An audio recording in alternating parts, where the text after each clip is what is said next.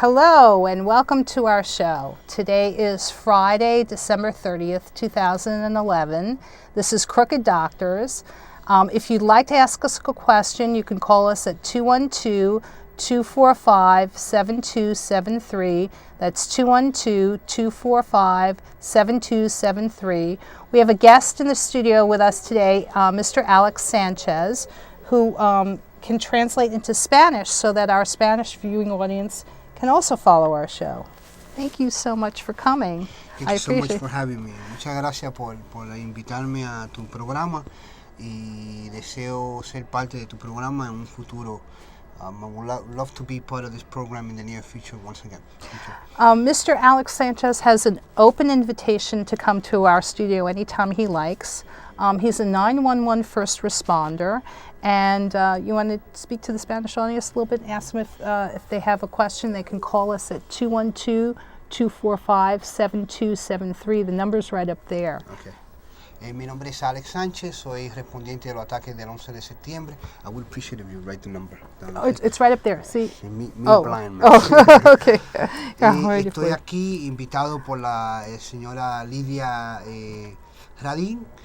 Tenemos varias cosas en común.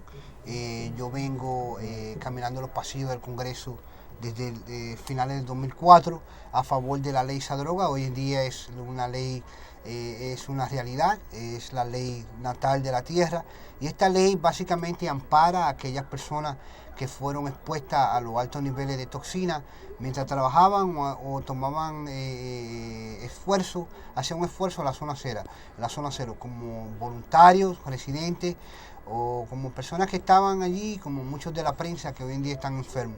Lidya me ha dado una oportunidad de venir aquí hoy y llevar esta información. Represento 500,000 de personas que tuvieron contacto directo con la contaminación. He sido vocero, mi compañero y yo, Manuel Checo, a favor de la ley Zadroga. Y si quieren llamar y comunicarse con nosotros esta noche, por favor llamar al 212-245-7273. Las líneas están abiertas y podemos tomar preguntas. The reason I invited Alex Sanchez to our program was because before, you asked me a really good question about why I started broadcasting. Yes. And my show is called Crooked Doctors. So I'm going to give a very brief history of what brought me here today, how I met members of the 911 community, how they helped me, and how we're working together to help each other. Translate a little bit of that, right? Sure. Okay. The reason why I started broadcasting was because I was recruited to Yeshiva University's medical. I was an honors graduate of Columbia University. I had offers to go to 3 medical schools, and I was made false promises by Yeshiva University's medical school. La señora Radin dice que ella se involucró en lo que es programación y de televisión porque ella graduó de honores de la Universidad de Yeshiva y tenía 3 opciones, y una de esas 3 era participar en la Escuela de Medicina de Yeshiva, que está en el área donde nosotros vivimos en Washington Heights, en el Alto Manhattan. So I was recruited, the medical school is in the Bronx, and Yeshiva University's main campus is in Washington Heights, where we lived. Ella fue reclutada por la Escuela de Medicina en el Bronx, pero los campus especiales, primordiales, están en Washington Heights, donde residimos nosotros. And when I was at their medical school, they recruited me based on false promises. They're an Orthodox Jewish school. They needed me to satisfy their diversity requirement, and then they subjected me to horrible discrimination. La señora Radin fue reclutada por esta escuela y bajo pretensos falsos.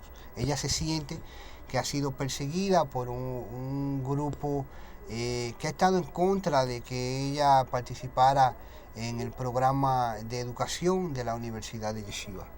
And after 3.5 years of horrible discrimination, they illegally expelled me in violation of my civil rights. Después de 3 años de ser perseguida y discriminada, fue expulsada del colegio, y ha sido un momento muy grave para ella. Me estuvo contando que ha sido catalogada como terrorista por seguridad natal.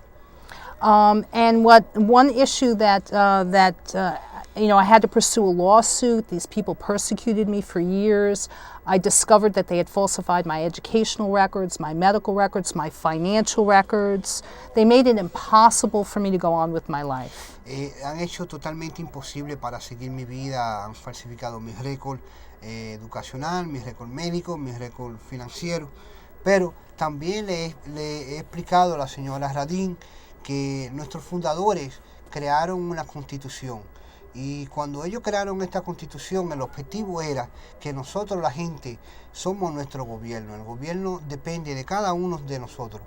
En mi caso, empiezo en el 2004 a cabildear a favor de hombres y mujeres, héroes, heroínas, que han sido afectados por la contaminación.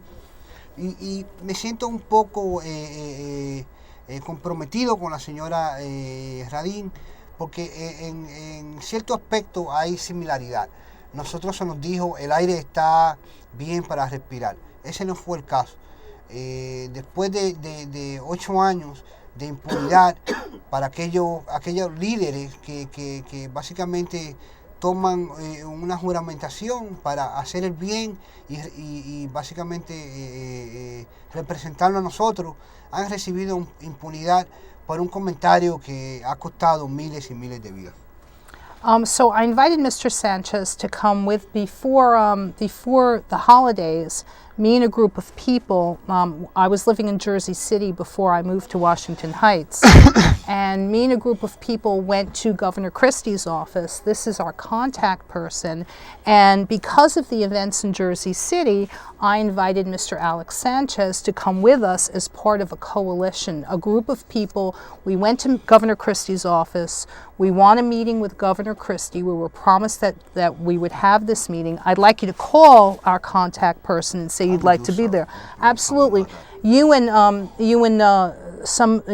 leaders that you've contacted and that you've been working with for 8 years should come with us. And one compelling reason for you to come with us is when I was living in Jersey City, Jersey City Medical Center is a hospital that 911 first responders are told to go to for medical care.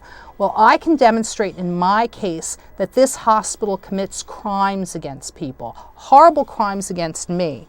So you, under no circumstances, are you going to send your 911 first responders to this hospital until we get what we want from Mr. Christie. And what we want from Mr. Christie is a task force. We ask for a crime task force. We want an investigator. We want we put together, me and a wonderful woman named Patricia Waiters from Hoboken. It's not about the details of our individual cases, but we demonstrated for years that local law enforcement doesn't protect us, judges lie, the police don't protect us, we got doctors lying. The system isn't broke. It's so corrupt that our lives are being destroyed, up to and including, in my case, premeditated attempted murder. In Patricia Waiters' case, she's another leader. She's been fighting the good fight against crime and corruption in Hudson County for 6 years. She had 3 stress-induced strokes. She's lucky to be alive right now. And when we're looking at this, I said, the 9/11 community has helped me, but the 9/11 community in Jersey City, in Jersey, where Governor Christie is governor, is going to send 911 first responders to a hospital where we know with absolute certainty that these doctors will lie. So you must come with me and the group of people that we put together. And it's not about labels or party affiliation or any of that. It's about finding solutions. Yeah, and what we want is a task force. We want Governor Christie to weigh in, no pun intended. We have very serious crimes here, and I invite you to call our contact person and say when they schedule the meeting with Governor Christie, Alex Sanchez, we want you there. We will be there. There's no doubt about that. What I have learned throughout these 8 years of advocacy and political activism is that we have to be persuasive, first of all, but we also have to be contenders. And how you be a contender? When you participate in our political process. As I mentioned, I am a true believer of our Constitution. Equality, morality, and justice for all. I mean, it's written there. It's not like it's something that we do not know. I mentioned something to you off camera, and I am going to say it again. Osama bin Laden and his Al-Qaeda operatives had two goals in mind. That was to kill innocent bystanders. That happened on 9/11, and to cripple a world economy. Our failed policies afterwards have very much produced this sentiment, or actually this reality of problems in our economy, where we only see a certain amount of people, a small group of people benefiting from what everyone else before us had to do in order for us to be here today. So it's been a long process, and in the end, we compromise on human lives. I'm talking about 99 responders. I mean, we invaded two countries, Iraq, Afghanistan. We have wasted so much blood and treasure overseas when we can come here and very much help every American that is in dire need right this minute. I mean, we're looking at a government that waits a couple of hours before things get done. That is not the government we want, and that is not the government we deserve. You know, when I met you at the 911, we want to give a little shout out to John Field. My mentor, okay. By the way. Alex Sanchez works with other members and leaders in the 9/11 community. These are not people. You know what I really like about John Field, because you are the liaison to the Feel Good Foundation. I'm the Latino liaison to the Feel Good Foundation. Yes. John Field, and we're going to show you his website, has a reputation of being relentless. No, definitely. And we want that. We do not give up. What we bring to the table is the truth. And once you have the truth in a package and it's organized, I mean, we will achieve success. As I mentioned, last December 22nd, a bill was passed in the Senate, and then it had to go back to the House before President Obama signed it. That is all swell and dandy. But the reality of the matter is we had $10.7 billion for 9/11 responders. We got 4.3. We compromised on human lives. That is not the America I want my 10-year-old to grow in. I am a single father. I developed nodules in my lungs. We should give you a little. Let's give a shout out to John Field. Okay. I spoke to him about some of the issues in my case, and I said, you know, if necessary, we're going to go to Governor Christie's office. We're going to invite Mr. Field and see if he'd like to come. But I said, you know, if necessary, if we have to take the issues in my case to the United Nations under Article 7, which is denial of equal protection of the law, and you guys can do the same thing, and I'll show you how. Be there to show support. I asked John Field, would you support this? He's like, yes. So let's, you know, Let me say something about John before you go into his website. John is an officer and a gentleman. He certainly is. From the United States Army. And what John has very much molded into my co-worker and I is, in America, in the military, you do not leave yours behind. And when you do so, that is so unpatriotic and that is so un-American, and we have no tolerance for that.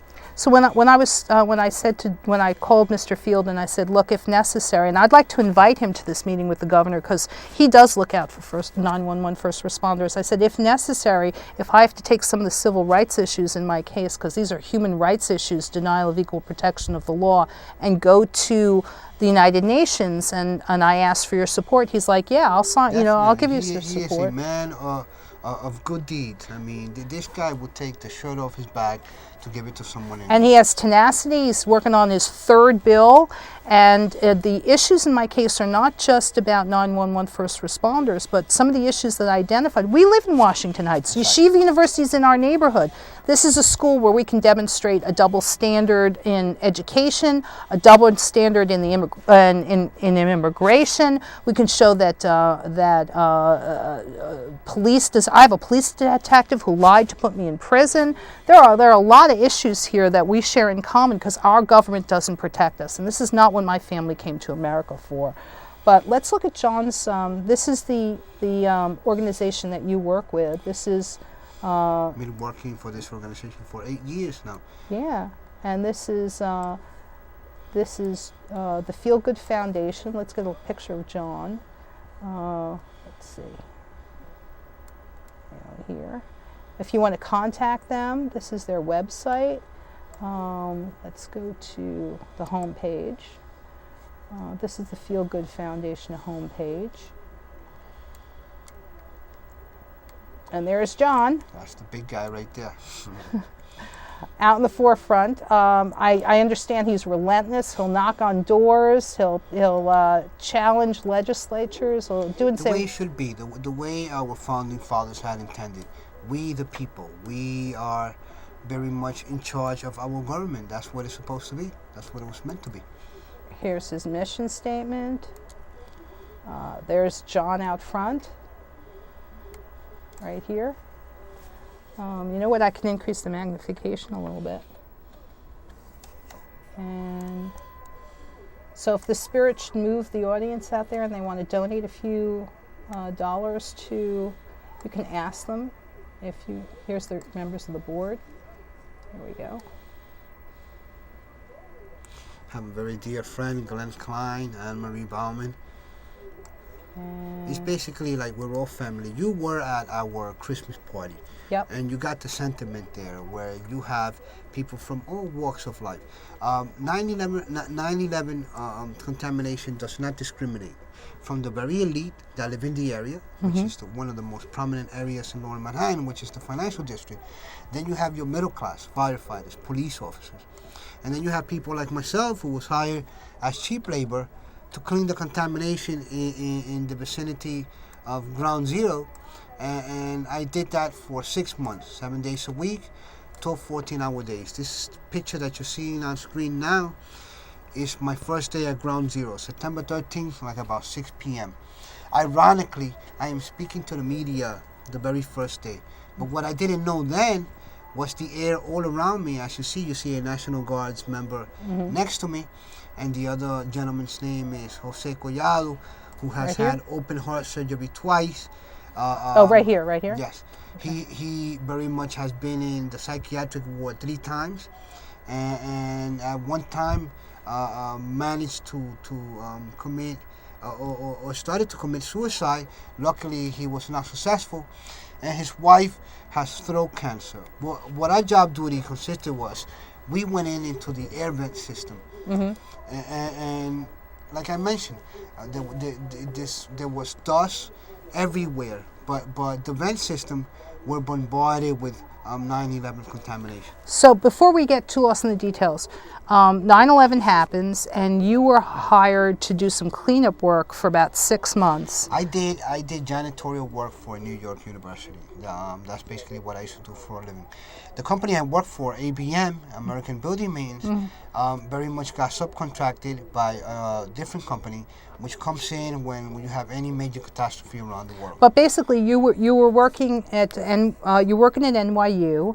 9/11 happens, and then your company sends you down to help with the cleanup. We and were hired as cheap labor. And as part of the so you're cleaning up at the 911 site for like 6 months. You're breathing all this stuff in. You're not getting adequate respirators. We didn't have the personal protective equipment. At the Pentagon, you had a similar situation. Nothing compared to the World Trade Center, but FBI tasked EPA that recovery, rescue, and cleanup must wear the personal protective equipment. New York City was despair of this action. So OSHA took a back seat. Right. So what happened was, we have the 911 event. You're hired as part of your company to come and help clean up. You don't have adequate respirators. You breathed in all this poison. Now, years later, you're sick, and you started working with John Field to go down to Washington to have, you're noticing that the 911 first responders are having all these health issues, and you went down there to pass laws to help the 911 first responders. And so one of the things that John Field put together, the Feel Good Foundation, and he helped pass the Zadroga bill that's going into effect to provide compensation and health care and other benefits for 911 first responders. Yes, but let me interrupt. We very much play halfies there, because this bill originally counted with $10.7 billion. In the end, we got 4.3. December 22nd, this bill passed the House and the Senate unanimously in the Senate. Basically, we had wait, before you get lost in the details, what I want to show is this is you doing the cleanup at the 911 event. This is my first day at Ground Zero, like about 6:30 p.m. Okay, so this As you can see, I also witnessed the attacks. I was in Lower Manhattan when the gate to hell opened. As a New Yorker, you always take pride in saying nothing surprised to say New Yorker. Well, on 9/11, I was very much surprised. You could still see, if you focus on my face, I'm still in shock. You can see that here. Yeah. Now, then after the 911 event, you had to get politically active because you became politically active and you were forming, an association. We were forming a coalition. Right. Today, actually, I wouldn't call it a coalition. We have been a family since we went past those barricades at Ground Zero. But at the same time, when you notice, so what? I put the dots together in November of 2002 when I walked into Mount Sinai Center of Excellence, where I seen the same people. What you see now is my Secretary of State at the time. So you're at the 911 event. You're hired to clean up. You clean up for 6 months.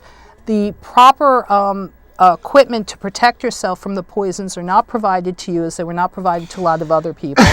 You get sick, and now the members of the 911 community are coming together to go to Washington and lobby for the kinds of things that these men and women need. We do not lobby because we're not a special interest group. Okay, right, what correct. We do is educate. Okay, good.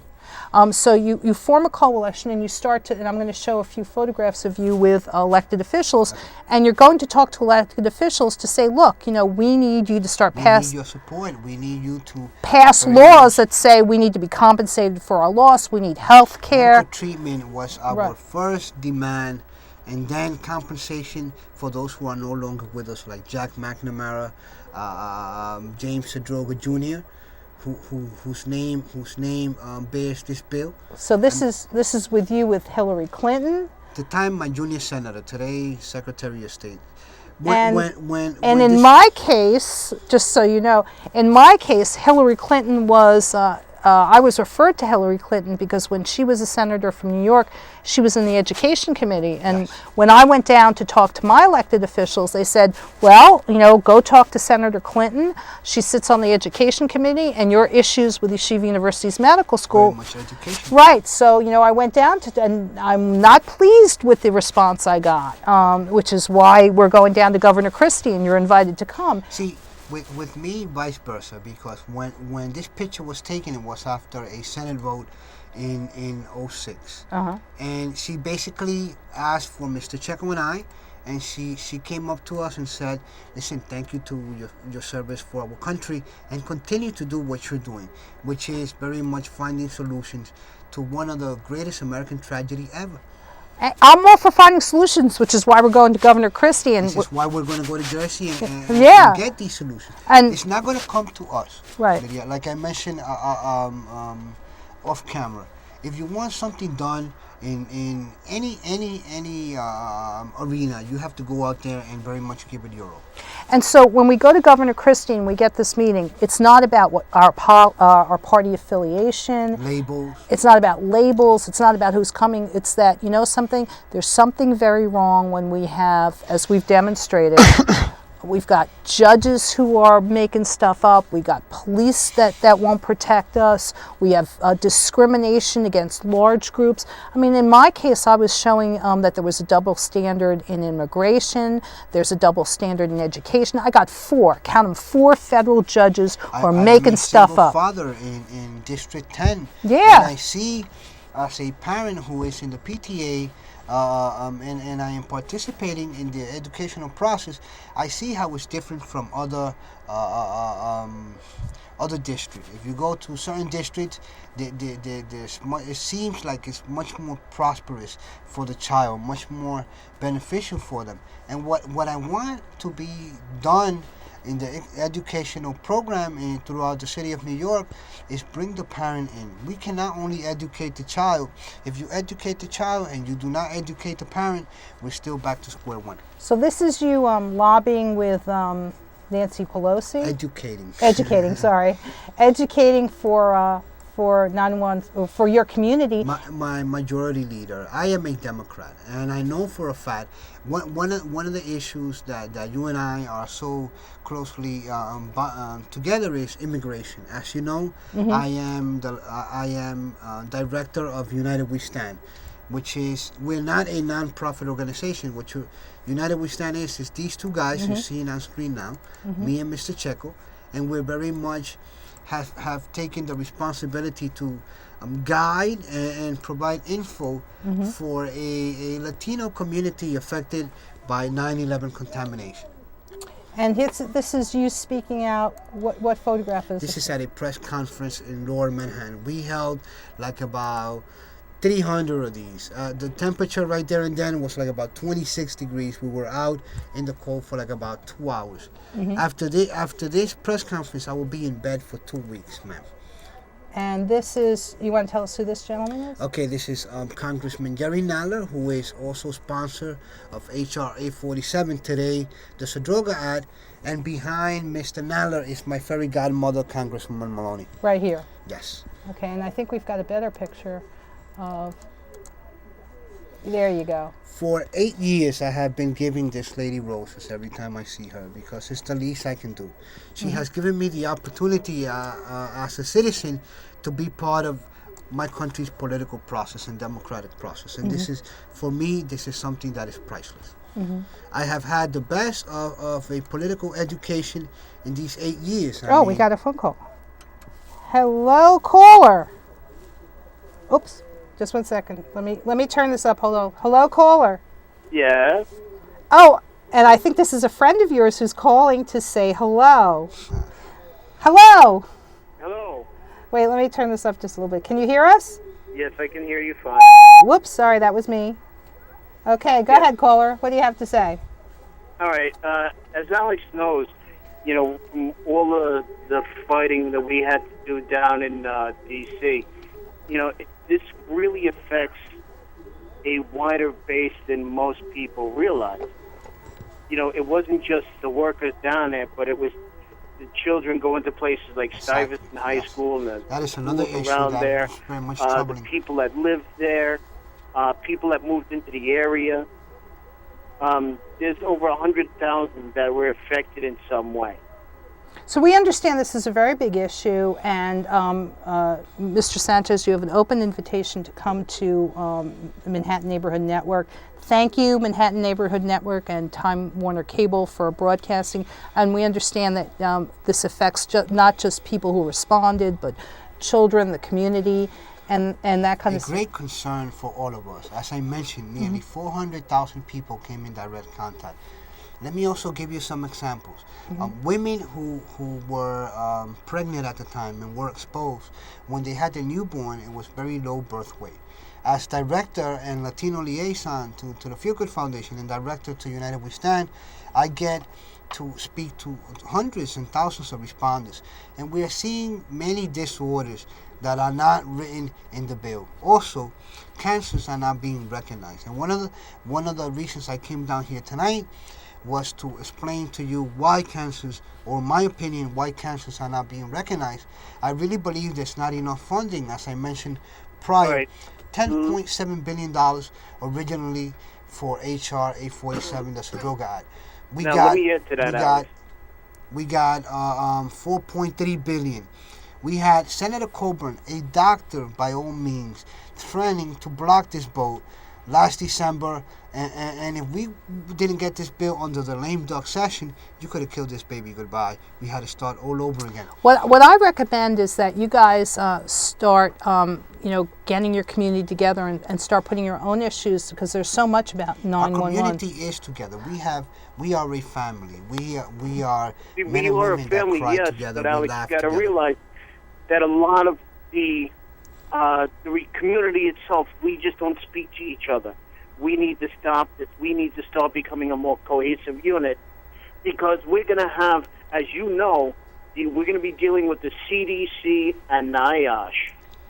Right. And the CDC and NIOSH don't want to add any of the major illnesses that we're suffering from. Okay. Let me put you on hold for just a second, because one of the things, caller, just hang on for a second. One of the things that Mr. Sanchez asked was, how did I come to start broadcasting? Yes, I asked you off camera how you became involved, because as I mentioned, I have a little bit of history with broadcasting. My father was a professional wrestler in the Dominican Republic. All the Dominicans that are watching today, mi padre es Jack Veneno, y yo le estaba explicando a la señora Radin como tenía un poquito de experiencia con cuestión de cámara y producción de televisión. The reason I came to start broadcasting was because I was horribly persecuted by Yeshiva University's medical school, and I had in good faith worked through the system until I got to the point where I could demonstrate, federal judges are lying and fabricating rulings to hurt me. There are other students who are harmed. At the point where I can show federal judges are making things up, I'm being persecuted because I refused to sign a contract releasing Yeshiva University from liability in my case, not just because of the liability in my case, but I was illegally expelled from medical school without a fair hearing. I was required to stand out in the hall while in a meeting room my professors gave false unsworn testimony against me. Other students were calling me. I went to the State Attorney General's office and I discovered to my horror that there has never been a fair hearing for a medical school student in the state of New York since the dawn of time at all 9 medical schools. This is like, my family did not come from a communist, my mother came from a communist country to America. She didn't come here so that her daughter could be persecuted, with all due respect, by a bunch of racist Zionists who are destroying her life. And then we discovered through our horror, they destroy the lives of other innocent people. So I had some people of good conscience, some pro bono attorneys who said, what you need to do is start exposing the truth. And the more you relentlessly expose the truth, the more you will drive towards a fair system. And you came to the perfect place, Manhattan Network. So I was living in Manhattan. I was living in Washington Heights, and I came to Manhattan Neighborhood Network, and I started broadcasting because I started putting the truth on the record. And the way the crime and corruption operates is that there's an overtly one-sided story. I was putting in good evidence and good facts into the federal courts, and I'm getting these bozo rulings out. I'm like, there's something very wrong. That is where we have a connection. I was just recently gave my testimony to the STAC committee. STAC being the Scientific Technical Advisory Committee. After the bill was passed, Congressman Maloney and those who supported the bill very much made a reference to there would be a scientific committee in place, so if we have future illnesses or anything that was not very much grasped or caught on into the bill originally, it can be in the making. I go in front of the STAC committee and I mentioned to them the only reason NIOSH has been timid about cancers and very much recognizing them under the Zadroga Act is the lack of funding. We have... Well, what it's not only that, it's they know that if they start recognizing cancer, that it's going to go beyond what we originally asked for, and that's going to be a nightmare to them. That's why they're refusing that. Well, I couldn't agree with you more, but let me also mention one more thing. Nearly 8 years of advocacy, and you've been there since the very beginning, Keith. We have had impunity for those elected officials who have taken an oath to serve and protect. If you go back and recognize these cancers, then that opens the doors for these elected officials who we all know have put our lives in jeopardy. And here's... And it also would be an admission of guilt, which they don't want to admit to. Now, been also, some sort of I don't know if you've heard about what's going on lately, Alex, but if you were part of the 9/11 lawsuit, there's a problem coming up. Okay, wait. Before we get there, because you guys are going to get lost in the details. And so let's just try to stay, because we've got about 25... Well, this is, believe it or not, this is something major that has to be talked about also. I understand that there's going to be... I'm coming back again. All right? Yeah, we're coming back again. You will get your own show. There's a lot of issues here, but we're trying to stay focused on the big picture issues. Yeah, and this is the big picture issue.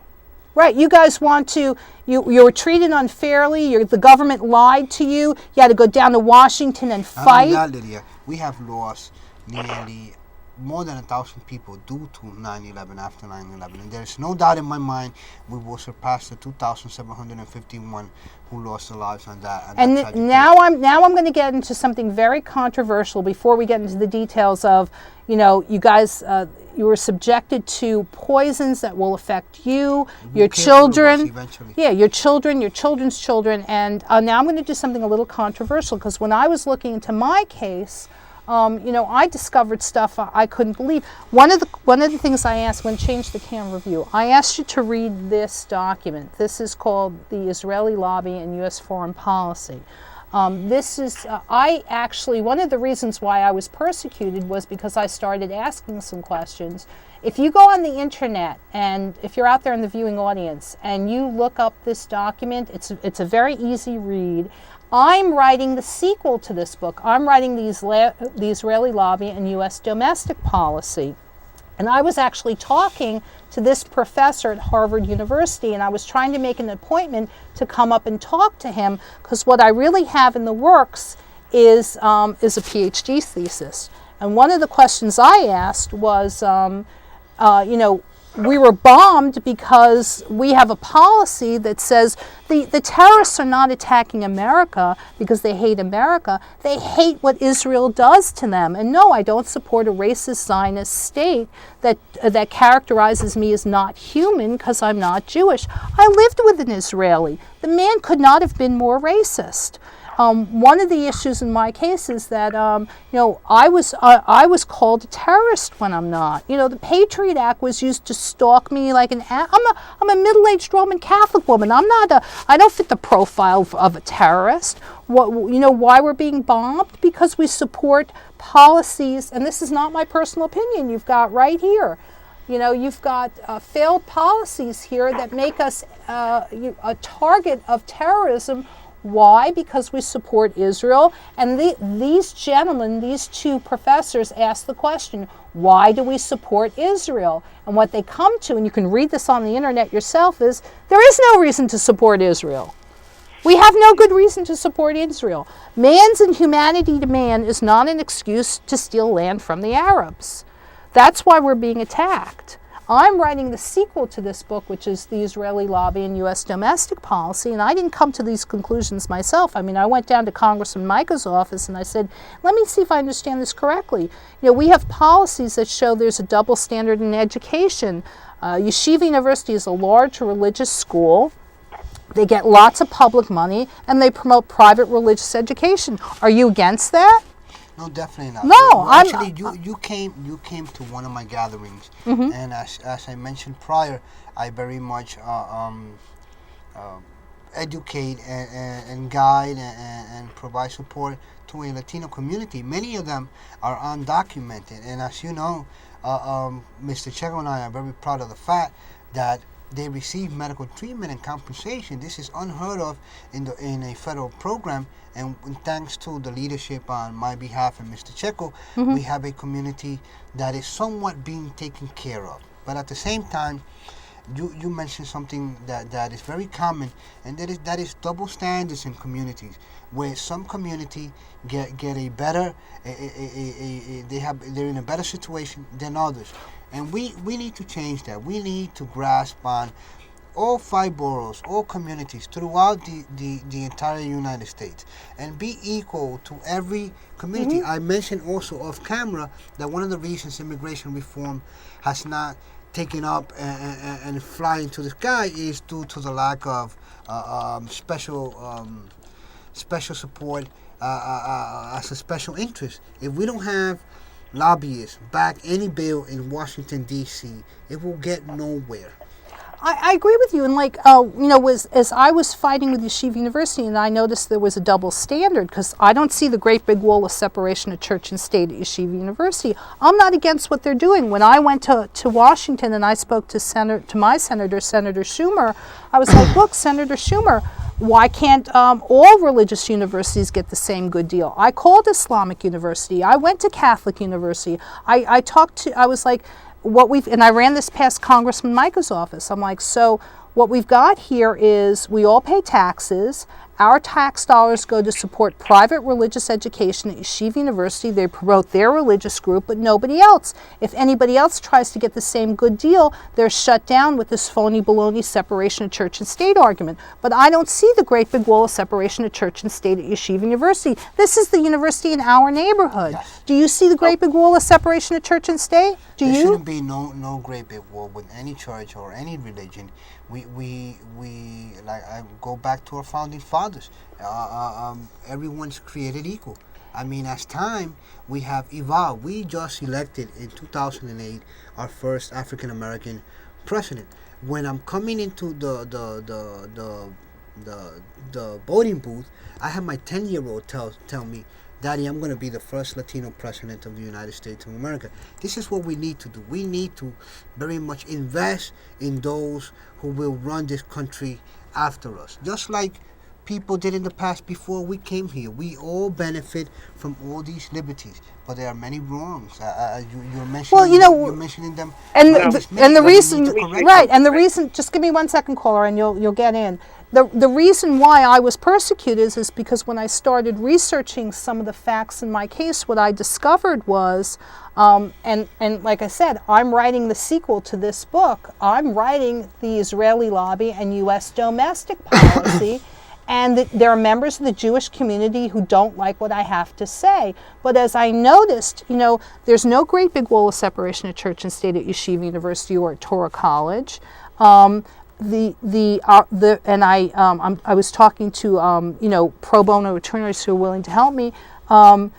Our First Amendment doesn't say that the way our First Amendment is written, the Establishment Clause of our Constitution says that we support all religious groups equitably and fairly, or we support none. It's either all or none, and that's not the situation we have in America for the last 50, 60 years. What we have is one small religious group gets a great benefit, and the rest of us are getting screwed. I mean, that's not fair.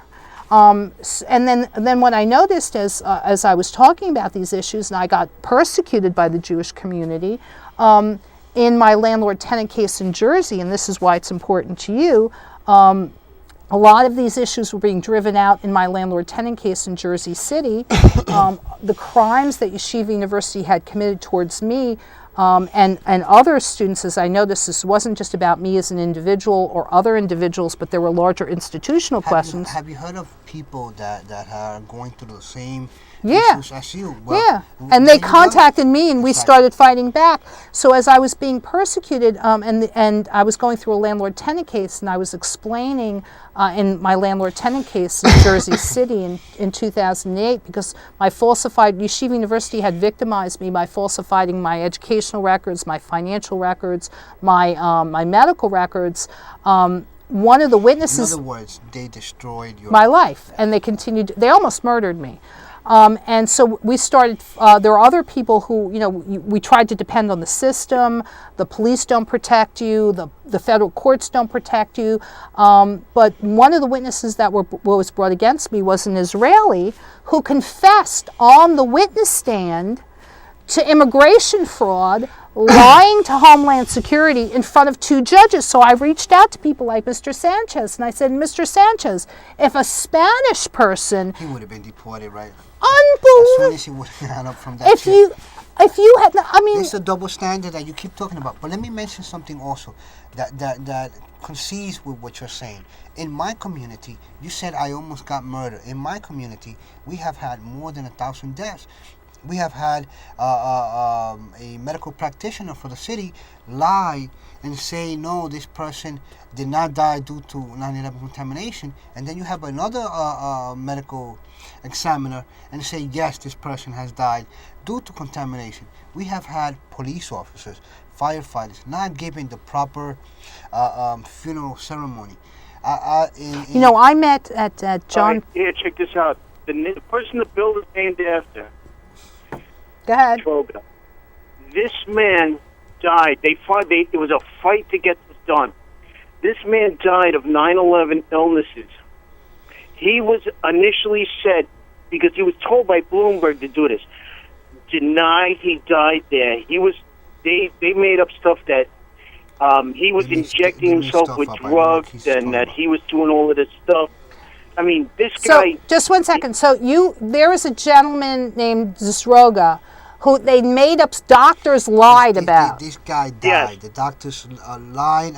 They lied about him for quite a while, and then when everybody saw, when the backlash... Okay, we don't have to go into the details. So wait, just one second. We don't have to go into the details of why he lied, but what your community has experience with is doctors lied to discredit this guy, and not to be looking backward. And they're still doing it. And they're still doing it. And this is why we're going to, and we're gonna invite more community leaders. This is why we're going to Governor Christie, because it's not just about what happened in the past, but right now at Jersey City Medical Center, that's why I want you to come, and that's why we're asking for a crime task force. If a 9/11 first responder goes to Jersey City Medical Center, right now at Jersey City Medical Center, I can name names of people who lied, and these are doctors who lied, and it's so blatantly obvious that they lied. I mean, I'm your test case. When I went down to Jersey City Medical Center and said, hey, leave me alone, I won against my landlords, Jersey City Medical Center was lied to by a judge. I was physically assaulted. They held me as a prisoner. Police wouldn't protect me. These doctors lied. And now, 3 years later, I'm still fighting to clear my name and to have these criminals prosecuted. And I can talk about how blatantly obvious their lies are. You must come with me. This is why to Governor Christie. Let me say one more thing. We have to go back to our roots. We're talking about the double standard. And Alex can back me up on this. We saw a double standard when we were down in D.C., and sitting in a committee meeting. We watched as the World Trade Center captive insurance fund people lied in front of Congress. You know, when they were asked about where did like $450 million of the captive insurance fund money go? I understand. They said, no, hold on a second. Let me finish. They said they did not know. They were not held accountable. But then somebody came along when they were trying to kill our bill, and this actually made it into the conditions. We had to go through a thorough background check to make sure none of us were terrorists or had any terrorist ties. We were held to a higher standard, but these people were Wait. We're all talking over each other. Listen, Keith, there's a few minutes left, and what I would like is I understand you have a lot of details, and you've seen government lie, you've seen doctors lie. It's not just a matter of looking back, but going forward. The danger right now is in Jersey City, and that's why it's more than that. Right, and I understand that you guys have issues with like suing the attorneys who ripped you off, and all that's valid. What I'd like to invite Mr. Sanchez, and I'd like you to reach out to the Spanish community in Spanish and say, we put together a group of people, okay, and this group of people from Jersey, we went to Governor Christie's office, we asked for a meeting, we talked to this woman, I'm going to have you call her, and I want as many people as possible, so if you can get leaders from the Spanish community to back you up, it's not just about individuals, the individuals of our cases. It's that we want a task force, and when we get that task force, we sit down with Governor Christie and we say we want a task force, we want an investigator assigned to us, and each of us will go through the details of their cases with that investigator. We want this on videotape. We want witnesses in the room with us. We want representation. Then we will manage towards the truth. So what I'd like like you to do, Mr. Sanchez, is reach out to the Spanish community in Spanish now and say, I want your support for this meeting with the governor, and Mr. Sanchez, I want you there. La señora Radin quiere que yo le explique a la audiencia latina, a la audiencia hispana, que ella necesita su apoyo. Ella quiere crear una coalición para parar la corrupción que existe en el estado de Nueva Jersey y las personas que la están haciendo su vida un horror para ella. Pero también yo quiero invitar a esa misma comunidad latina que nos unamos, porque muy pronto nosotros vamos a dejar de ser una minoría y tenemos que estar unidos y exigirle a nuestros líderes, que es una de las causas por cual el señor Checo y yo hemos estado cabildeando los pasillos del Congreso, no solo exigiéndole a nuestros líderes, pero también siendo parte del proceso democrático de nuestro país. Es de la única manera que podemos salir adelante. Y aquellos líderes que no dan la talla, que no escuchan nuestra prioridad, no ponen en sitio nuestra prioridad como ciudadanos, tenemos que sacarlo de su oficina. So what we're going to do is, it's you know what's interesting too is, this is an issue in New Jersey because Mr. Christie's law school, Governor Christie's law school, is Seton Hall Law School. This is a Catholic school that lives right next door, so to speak. Very prominent university. Seton Hall Law School. So my question is, this is a Catholic school, and in the neighborhood is Torah College. Torah College has a medical school in New Jersey. They opened in 2009. I'm very familiar with Torah College because I spoke to the used to be second in command Rabbi Marcus, and I had a meeting with Rabbi Marcus, and I said, Rabbi Marcus, I understand that Torah College is opening a medical school in New Jersey, and they operate under religious rules, and I'm not against what you're doing, but if Torah College's medical school in New Jersey lives right next to Seton Hall, Governor Christie's law school, can Seton Hall be closed on the Sabbath too? So these are issues that I want Governor Christie to be looking at. And what I'd like to do is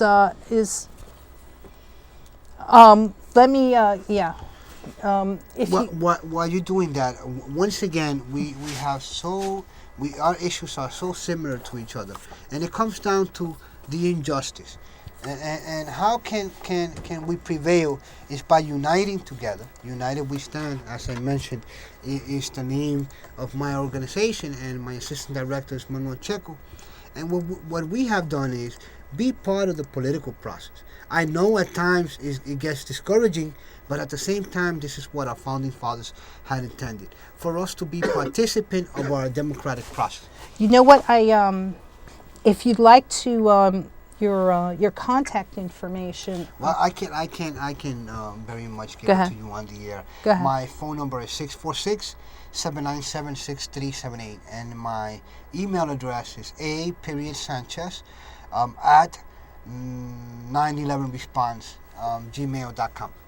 Why don't you give it again so everybody will have it. In the meantime, I'm going to show, this is a recent meeting that you had with... This is Senator Gillibrand, a brilliant choice by our ex-governor, Governor Patterson.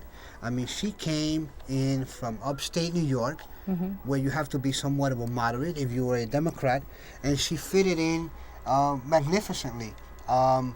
Senator Gillibrand very much was a major player in passing this bill, but in the end, we all compromised on human lives. Like I mentioned, we went from $10.7 billion to $4.3 billion. But let me say something else. There's a catch.